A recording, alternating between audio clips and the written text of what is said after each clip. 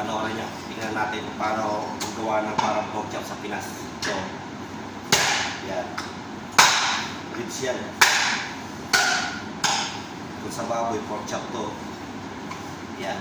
Ito rin isa. Isa natin. Yan. Yan. Yan ang itsura ng pork chop. Ito yung ribs. Makita ko naman hiwain itong mga pork chop. Yan. Yan. Ganyan mga butcher. Ito pa. Ganyan lang yan mag-iwa. Yan. Tingnan nyo yung itsura niya. Parang pork chop din siya mga butcher. Maliliit lang. Tawag naman namin dito kasi sa tupa to, loin chops. Yan. Dami, di ba? Kaya hanggang dito lang mga butcher. Pork chop ng style ng baboy.